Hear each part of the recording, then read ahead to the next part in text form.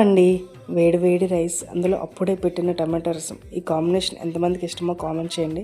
దీనికోసం బిర్యానీ అయితే స్కిప్ చేసేయచ్చు కదా. అండ్ నేను ఇక్కడైతే టమాటా రసం ప్రిపేర్ చేస్తున్నాను. దీనికోసం బాగా పండిన 4 టమాటాలను అయితే ఇలా తీసుకొని ఇలా మొత్తం మిక్స్ చేసుకోవాలి. ఇందులో కొంచెం వాటర్ యాడ్ చేసుకొని ఈ పల్ప్ అంతా ఉంచి ఇలా తొక్కలను అయితే బయటికి తీసేయండి. ఇందులోనే కొంచెం చింతపండు రసం యాడ్ చేసుకొని మీ కన్సిస్టెన్సీకి సరిపోయేటట్టు వాటర్ యాడ్ చేసుకోండి. ఇప్పుడు ఇందులో ఉప్పు, కారం, కొంచెం కొత్తిమీర, కొంచెం కరివేపాకు, కొంచెం ధనియాల పొడి, పచ్చిమిర్చి ఇవి యాడ్ చేసుకోవాలి. ఇందులో మెయిన్ ఇంగ్రీడియంట్ ఏంటంటే 2 వెల్లుల్లిపాయ రెబ్బలు, కొంచెం మిరియాలు, కొంచెం జీలకర్ర ఇలా కచ్చాపచ్చాగా దంచుకొని వేసుకోండి. ఫ్లేవర్ చాలా బాగుంటుంది. అండ్ రసం ఒక 5 మినిట్స్ అయితే మరగాలి. ఎంత మరిగితే అంత టేస్ట్ ఉంటుంది కదా. ఇప్పుడు పోపు వేసుకోవడమే. పోపులు, వెల్లుల్లిపాయలు, ఎండుమిర్చి, కరివేపాకు యాడ్ చేసుకొని మన రసం యాడ్ చేసుకోవడమే.